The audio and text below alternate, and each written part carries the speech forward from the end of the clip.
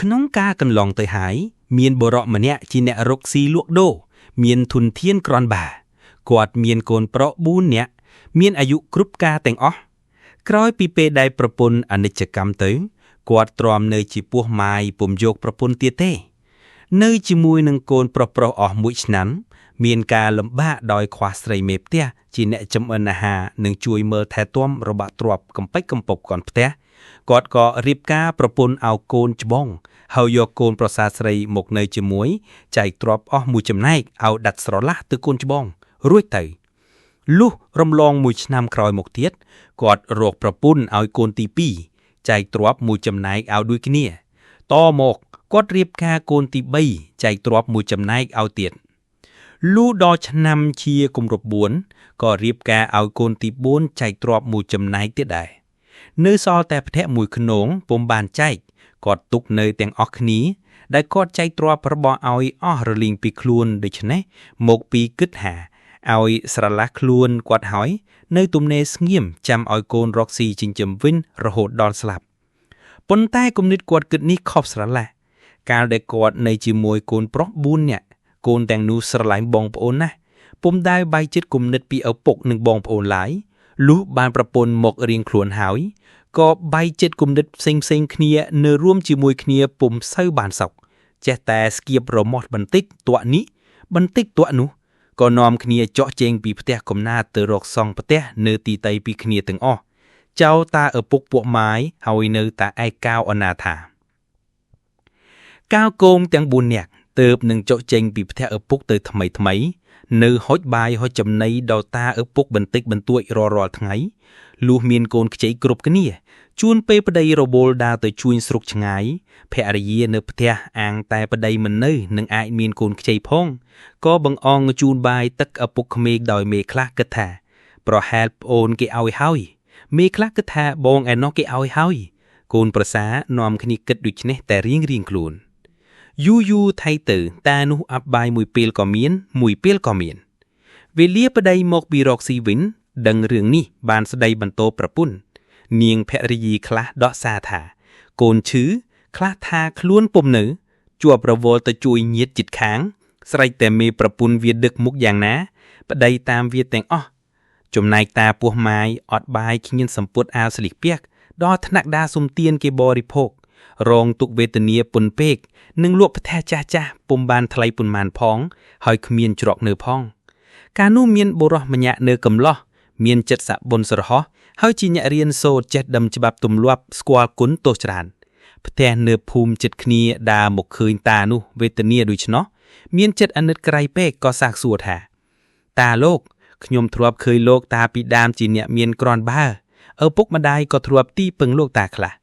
មិនដល់លោកតាវេទនាខ្លាំងម្លេះក្រែងលោកតាមានកូនប្រុសដល់ទៅ4នាក់ដែរឬម្ដេច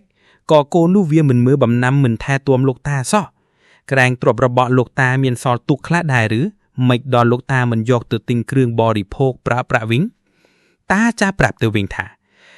អូណើលោកចៅអើយលះបាំងពីដើមតាមានទ្រព្យគ្រាន់បើពិតមែន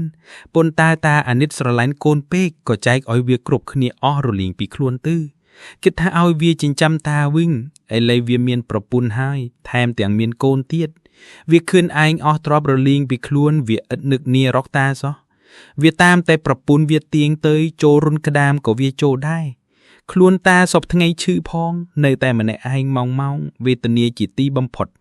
ដេកសម្រក់ទឹកភ្នែកជោកខ្នាយអន់ទៅហើយបាយព្រឹកជាបាយល្ងាចជួនកាលអត់មួយពេលក៏មានវេលាប្តីមកពីរកស៊ីវិញដឹងរឿងនេះបានស្ដីបន្ទោសប្រពន្ធនាងភរិយាខ្លះដោះសារថាកូនឈឺខ្លះថាខ្លួនពុំនៅជាប់រវល់ទៅជួយញាតិជិតខាងស្រែកតែមេប្រពន្ធវាដឹកមុខយ៉ាងណាប្តីតាមវាទាំងអស់ចំណែកតាពោះម៉ាយអត់បាយគ្មានសម្ពុតអាស្លៀកពាក់ដល់ថ្នាក់ដាសុំទៀនគេបរិភោគរងទុកវេទនាពុនពេក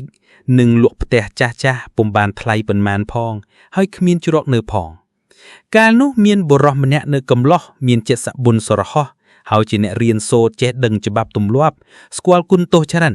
ផ្ទះនៅភូមិជិតគ្នាដើរមកឃើញតានោះវេទនាដូច្នោះមានចិត្តអាណិតក្រៃពេកក៏សាកសួរថាតាលោកខ្ញុំធ្លាប់ឃើញលោកតាពីដើមជាអ្នកមានក្រាន់បាឥ ពុកម្ដាយក៏ធ្លាប់ទីពឹងលោកតាខ្លាំងដែរមិនដល់លោកតាវេទនាខ្លាំងម្ល៉េះក្រែងលោកតាមានកូនប្រុសប្រុសដល់ទៅ4នាក់ដែរឬម្ដេចក៏កូននោះវាមិនមើលបំណាំមិនថែទាំលោកតាសោះក្រែងព្រួបរបស់លោកតាមានសល់ទុកខ្លះដែរឬមិនដល់លោកតាមិនយកទៅទិញគ្រឿងបរិភោគប្រើប្រាស់តាចាប្រាប់ទៅវិញថាអូហើយលោកចៅហើយលាក់បាំងអីពីដើមតាមានទ្រព្យគ្រាន់បើពិតមែនប៉ុន្តែតាអាណិតស្រឡាញ់កូនពេកចចែកឲ្យវាគ្រប់គ្នាអស់រលៀងពីខ្លួនទៅគិតថាឲ្យវាចិញ្ចឹមតាវិញឥឡូវវាមានប្រពន្ធហើយថែមទាំងមានកូនទៀតវាឃើញឯងអស់ទ្រព្យរលៀងពីខ្លួនវាឥតនឹកនារកតាសោះវាតាមតែប្រពន្ធវាទៀងទៅចូលរុនកដាមក៏វាចូលដែរខ្លួនតាសពថ្ងៃឈឺផងនៅតែម្នាក់ឯងម៉ងវេទនាជាទីបំផុតដេកសម្រក់ទឹកភ្នែកចូលខ្នាយអស់ទៅហើយបាយព្រឹកជីបាយល្ងាចជួនកាលអត់មួយពេលក៏មាននឹងធ្វើការរកស៊ីអ្វីក៏មិនកាតពីព្រោះចាស់ជរាគ្រាន់តែដើរស្ទើរតែមិនរួយទៅហើយដោយលោកចៃខឿងស្រាប់តាដេកចាំតែដល់ថ្ងៃស្លាប់ទេចៅកំឡោះលន់មកថាយីកូនតាមានចិត្តអាក្រក់ដល់ម្លឹងណោះបើអញ្ចឹងលោកតាកុំភ័យមានឧបាយមួយធ្វើឲ្យលោកតាបានសុខកាយសប្បាយចិត្តដោយពីដើមវិញលោកតាធ្វើតាមឲ្យលោកតារកពីងមានមាត់តូចល្មមមួយ